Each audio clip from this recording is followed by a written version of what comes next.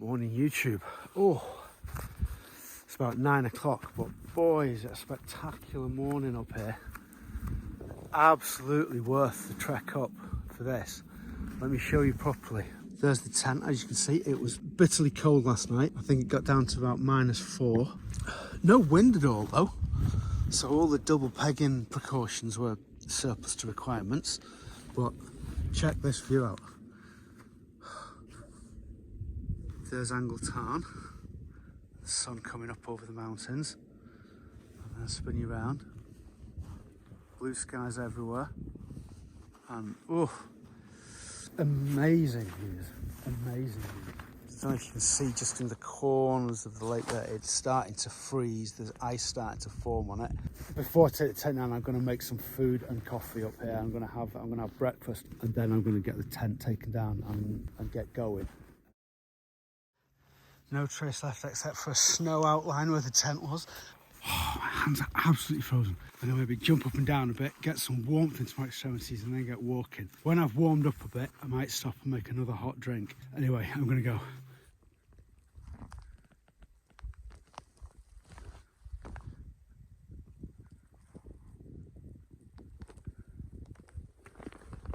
I only wanted to take my gloves off too often to use the camera, but that view is just spectacular. I just had to do it. I keep repeating myself, but the views are just spectacular. Especially, like, absolutely blessed by the weather. Just completely clear blue skies again. Whew. It's like the second day I was up here, the Tuesday, when I had all the cloud inversions, and it was like up above the cloud level, it was just completely blue skies and the sun was out. It's kind of like that again, but rather than an inversion, there's just no cloud. Well, very little. Yeah, wow, what a fantastic last night on the tour. I'm starting to warm up a bit at last. There's a little bit of warmth coming back into my toes as I start walking, which is very nice. Oh yeah, I found the secret to going across boggy ground. Just wait till it freezes and then you don't have to worry about it. You can just jump straight across the top. That junction there is where I'm trying, no, sorry, that junction there is where I'm trying to get to, well, one of those anyway, to rejoin the trail. There's a marked footpath that's going just out of sight over there, so I'm just going to go straight down here until I hit that and then follow that down. One last ogle up here. There's snow on top of those mountains over there. Wow. This trail that I've hit is going to take me on a bit of a detour, but if I can get as far as the next boundary that runs perpendicular to this one, and then if there's a way through the fence there, then I'm going to go through and just follow that boundary down, and I should be good then. When the sun's out and you're a little bit lower down and exerting yourself, it makes a huge difference. I've taken off my fleece puffy jacket and, for the time being, my waterproof, which might go back on, but we'll see how I get on like this. But right now I'm kind of a little bit chilly, but it's kind of pleasant when you're walking.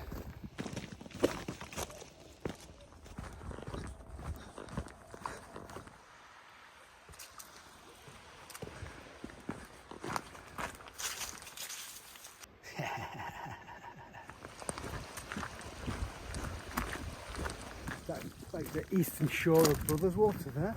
Would make an excellent camping spot. Right, I'm going to walk for about another hour, see how far I get, and then I'm going to stop and make some lunch.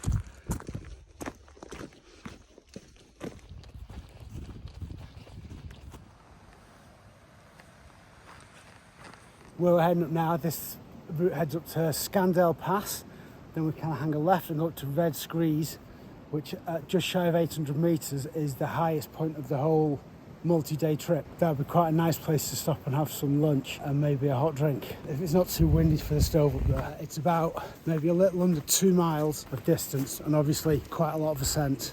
So let's press on and see how far we can get in about an hour. Be about 1:30 then. Make a judgment call. Oh.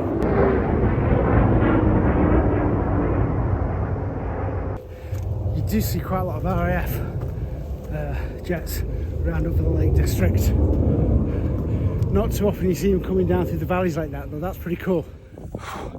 Here we are, Scandale Pass. I'm going to take a 2-minute break. That's where we come up the valley up there.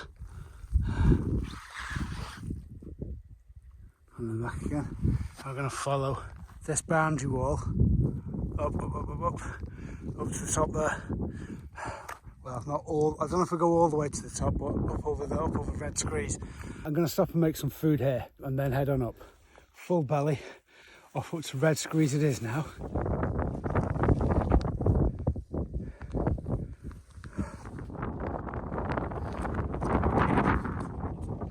That's Brothers Water down there that we came past this morning. So that's the high point.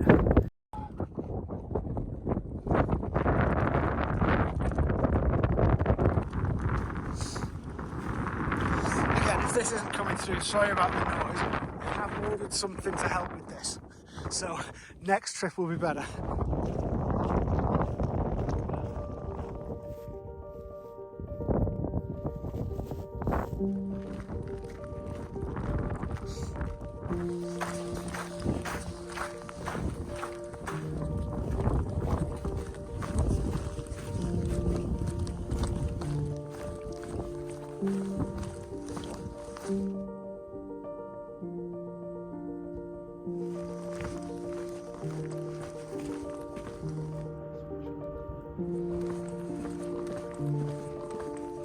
So that's it, my tour of the Lake District's officially finished. I'm going to stop for a pint in this pub behind me, the Golden Rule. But like I say, I'm going to be around for another day or day and a half, so I'll keep filming. This is weird actually. I was actually walking this exact route out of town on my first night that I stayed here when I went up to Tarn and camped right there. Which I suppose would be an option tonight as well, but that's not what I'm going to do tonight because there's another place that's a little bit closer that I was told about.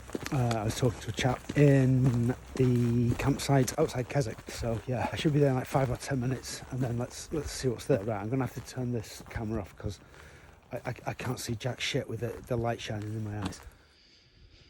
This is 10. It's about a 10-minute walk outside from Ambleside, as recommended. It's a great little, seems like a great little spot. I'll have a proper look at it in the morning when I can see it in the light, because obviously it was dark when I got here. I've had some food. I got a couple of beers. I called in at a co-op. I got 3 bottles of beer because I had a deal on 3 for a discount.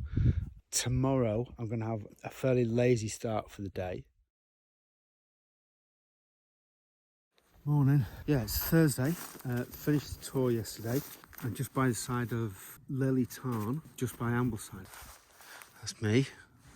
You can see the little marks where my feet were bashing up against the corner of the tent last night, making my bottom of my sleeping bag wet.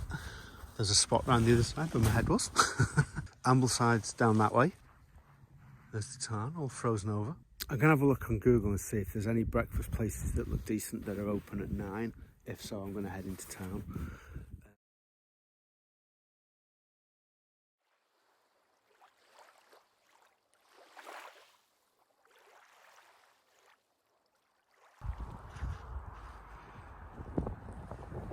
This is Queen Adelaide's Hill. It's just south of Windermere and north of Bowness and Windermere.